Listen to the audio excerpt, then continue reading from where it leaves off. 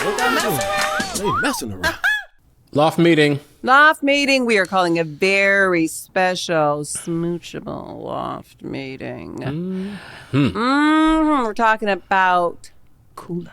The Cooler kiss. Okay, we this is all about you guys, the fans, because we know how much this moment and this kiss meant to you. So we're going to kick it off with an incredible voice note from a friend. Let's go.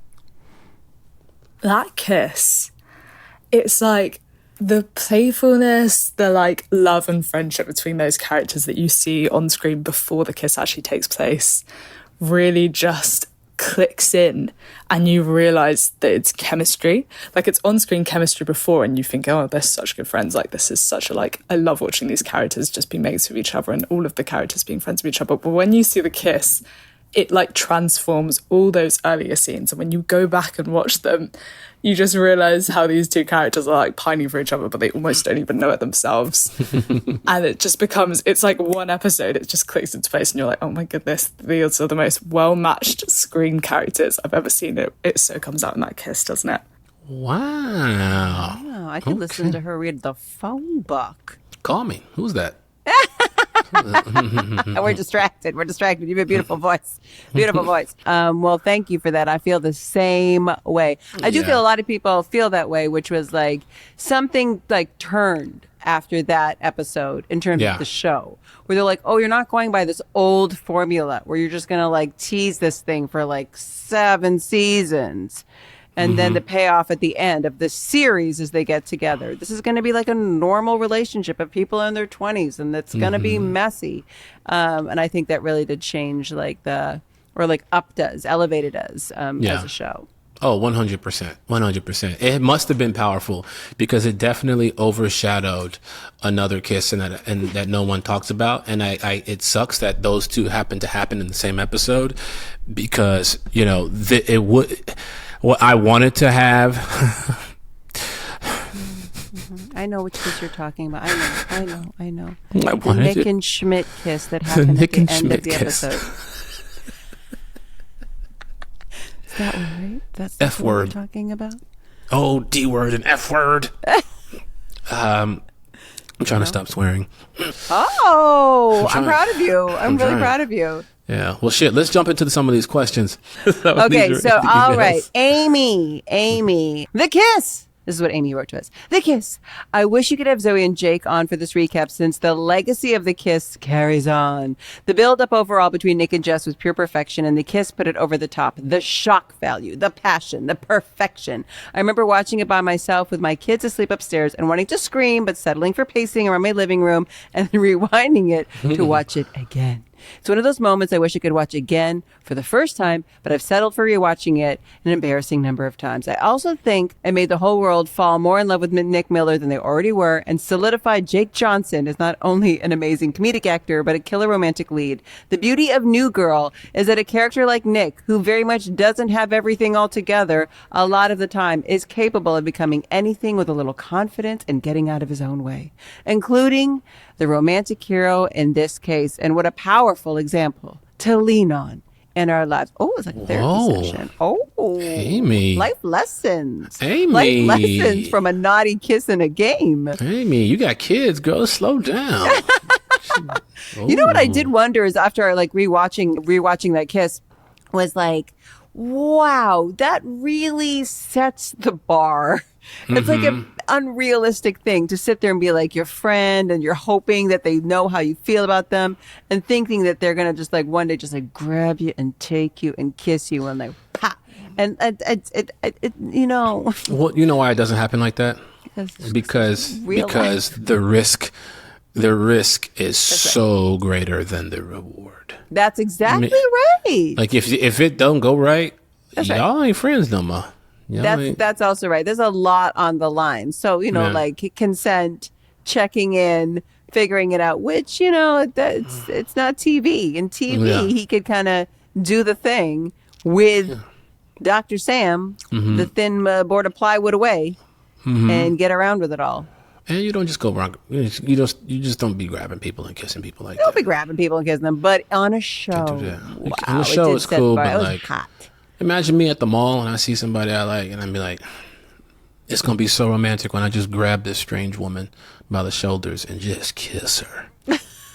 I'm going to prison. They're going to lock me up in prison with some wild people. And trying to describe it to the judge. So I watched the episode of New Girl. Yeah. Have you seen He's like, I did see it. Actually, never mind. Never mind. You good. You good Let to him go.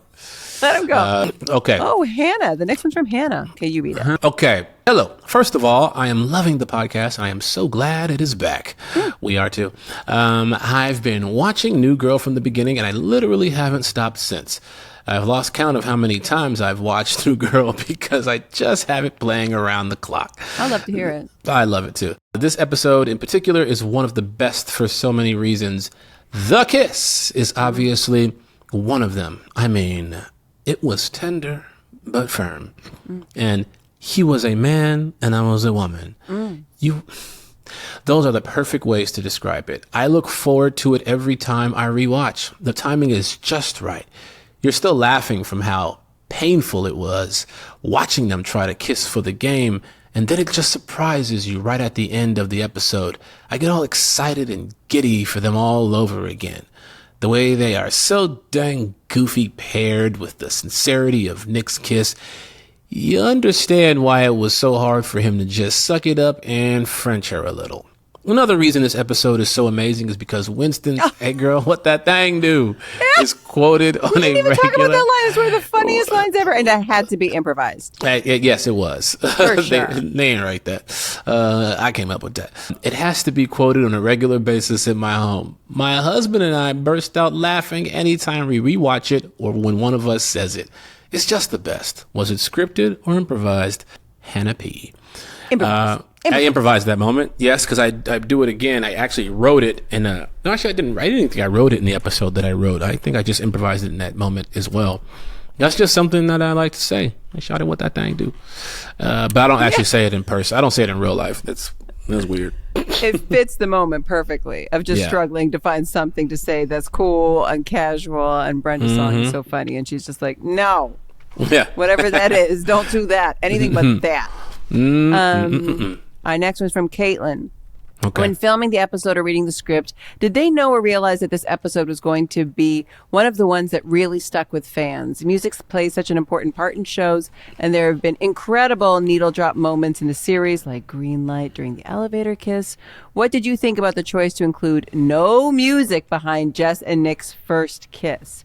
What were their reactions to reading the script for the first time? Did they know that the kiss was coming? Caitlin. Well, Caitlin, listen, if you go and listen to the Cooler Recap episode, we dive all the way into this because I actually found the table draft. So the one that we were given before the studio and the network had a chance to really dive into it.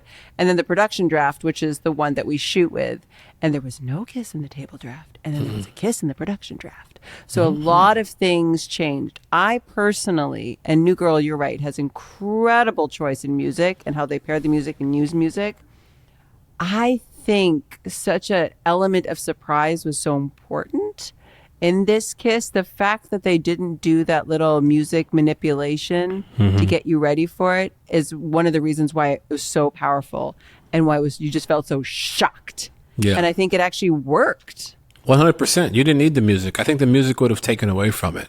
You wanted fans to feel like it just came from out of nowhere. Yeah. And a lot of times music can set stuff up or music can tell you how to feel. Yes. You don't really want it to be that didactic. You want to just, how do I feel? I don't know. Don't push didactic. it on me. What about it? Oh, you didn't know I'd be wording out here?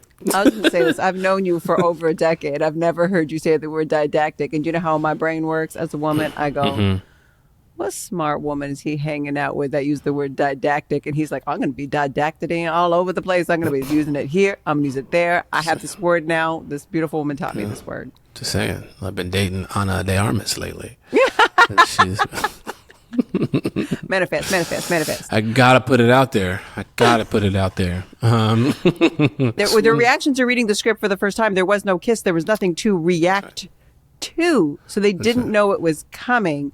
Yeah. And I think that there's an old interview from a decade ago where Jake Johnson talks about how when he finally gets the production draft, like we're on the day going in there to shoot. And he's like, ooh, all right, I'm with Brooklyn Decker. This is going to be a fun episode to shoot. And the hook. And then at the end, he's like, wait, what? Yeah. What? wait, hold up, what's happening? I kissed Schmidt. Yeah, so I think it was a big reaction, but it wasn't in like when we were reading the scripts like we usually did around a table in front of everybody. It was like privately, like in our dressing room before we're going to actually shoot the day. Pretty shocking. Now, number 4, let's see. Chandra. Chandra or Chandra? What do you think? Ooh. I'm going to go Chandra. You're right. When Schmidt, Holly, Nick, and Jess are deciding who should go behind the Iron Curtain to kiss, Nick clearly tells Holly to pick the number 2, and then Jess chooses the number 2. Do you think she intentionally did that? Do you think they're pretending to be upset about it when they yell no? What does the line, no, not like this, mean to you? Oh, girl, we talked about that deep on the recap episode on Tuesday. It's a great line. What do you think gave Nick the courage/motivation to kiss Jess? Do you think they... Well, it's a lot of questions. Do you think had they not been forced to kiss during True American, it wouldn't have happened? There's so many amazing quotable lines from this episode. Do you have a favorite or most memorable one? Was it in the script to have Max faint? Well, let's reverse engineer it because you're right. We definitely we address all of this during the Cooler big recap episode. Yeah, we're on the same wavelength, girl. Same wavelength because we dive right in. But I think one of the questions that we didn't get into on the recap is, do you think had they not been forced to kiss during True American, it wouldn't have happened? And here's what I will say.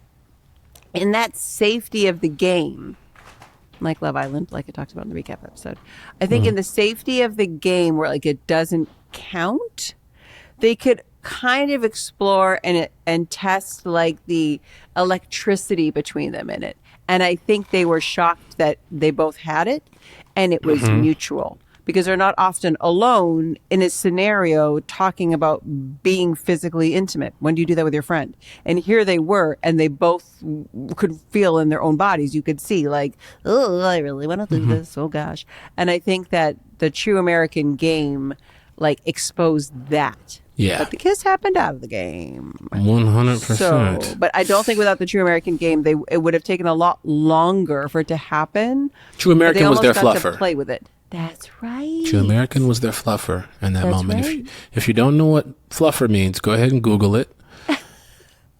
Google fluffer. Don't just keep it there. Put your safe search filter on. Just Google fluffer. And was it in the script to have Max faint? We didn't address that in the recap episode either. I feel like they probably did. I thought we Max did. Faint? No. Oh, I'm thinking of talked thinking about the slap and then them the falling. slap fall down in the bar. We talked about that. Okay, That was a prop. The faint. I like, think he did that. I think he improvised did that too. I also think, by the way, because this happened a lot on New Girl, I think we'd probably done a few takes, and then he did that, and that usually when some big, broad, funny comedy moment that could be a good cut point, they would be like, "We got it." And I think we knew enough then to know, like if you do like the dance, we talked about dancing in the recap episode, doing something big and silly and physical sometimes will get you out of a scene. And that faint, I bet you he only did once. And that was probably the last take. And they were like, we got it. And they would finally move on. Oh, yeah. That's my guess. I'm going to go ahead and say your guess is probably 99% correct. I'll take that. 99%. Yeah. Let's see. What else do we have in this one? There's a few questions wrapped into this one. There's so many amazing quotable lines from this episode. Do you have a favorite or most memorable one? We talked about this before. I do. When Schmidt asks, my favorite in this. Okay, I know my favorite was when she's talking about the curtains in the place, and then she just whispers, "Crips." That's so funny to me. I might get Crips tattooed on mine. Now that's probably not a good idea. Just blue curtains. Just get a set of blue curtains. I should get a set of blue curtains. Those who know. You know what I'm saying? If you know, you know. Oh, bad. Yeah, her Crips line was my favorite. I think, just because I know it was a moment that was improvised after a long day, was when Jake looks at you and says, "Dance, dummy," and it made the show. I don't know why. It's very few moments I get where I realize how lucky I am to rewatch the show. And that's just insider Lamorne, Max, Jake knowledge. Yeah. Which is why it's so cool to do this podcast, and we get to tell everybody. We get to share our little secrets. That's right. Ashley, were intimacy coordinators a thing during all this? And if so, were they ever used on set? Was the kiss just freestyled by Zoe and Jake, or was it choreographed? This is my favorite episode, so I have so many questions. Haha. Love you both, Hannah and Lamorne. Thank you for doing this podcast, Ashley. We just talked about this a little bit ago in the recap of the Cooler episode. I don't believe intimacy coordinators were a thing. They Especially not for a weren't network there. comedy kiss. I don't think they were bringing on an intimacy coordinator. I feel like back then, a decade ago, maybe if you had you were in a drama or a movie and it was like a sex scene or something that incorporated some violence with intimacy or something. But I don't think, like a comedy smooch would have had all of a sudden that whole team kind of come out. Yeah, because it's a whole thing to get an intimacy coordinator out there. Now, they're busy. for sure. They're so busy being intimate. The kiss wasn't freestyled by Jake and Zoe. They didn't just all of a sudden improvise. Let's just kiss. There's a lot of thought, and this is a huge part of our storyline for the show. So I'm sure it was I think Liz has done an interview where she's like, I really wanted it to feel like messy and organic and whatever. And so I'm sure they did it a few different times in different levels, and they did it wide and they did it close up, and so that they kind of could, give y'all the best one that kind of made you feel all the feels. Which Exactly. they crushed it. Oh, 100%. So no, they didn't just throw that out there. It's a reality show. Our last question is we got so many questions, by the way, about this kiss for Cooler. So thank you. Please keep them coming after every episode. Any burning questions you have, we'll always do our best to answer. So Natalia, well, this kiss is so perfect that it has ruined every romantic moment I have had. Oh my God, I just talked about this. Does it set the bar? Huh? It's just the perfect first kiss. Also, you guys said in the episode with Jake that his archetype is not hot, etc. And I was like, what? Jake is hot AF. Natalia has a type. And it's Jake in a big Bears or Chicago hoodie with Crocs. And you know what? Get it. Go ahead, get it, girl. You like sad men. All right.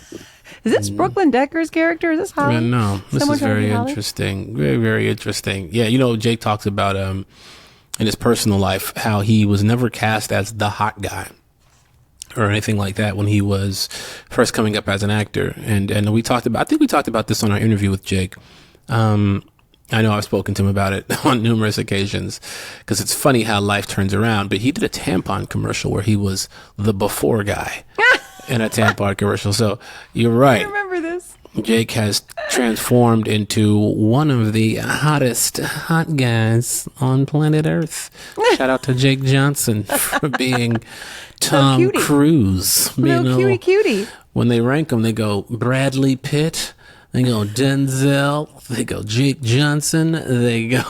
I like how you go full names: Bradley Pitt, Thomas Cruise, Jake Johnson. Jake Lee Johnson. Jake Jerome Johnson. Thank you, Natalia. Thank you for that question. Thank you to all of you for your questions. Again, in particular for this one, go back, re-listen to the rewatch the episode. A lot of dirt. A lot of dirt we share on that. A lot. So please make sure you join us Tuesday to recap season 2, episode 16, Table 34. One of my favorite episodes, Table 34. Love that episode. Yeah. Story in my cheek. So please, do us a favor. Go to our website. Check out the latest merch. We're rocking it right now. Please, follow us on Instagram at The Mess Around Pod. And if you have a question or you want to leave us a voicemail, if you want to be a part of one of these episodes, email us at themessaroundpod@gmail.com. We'd love to hear from you. We'd love to get you involved.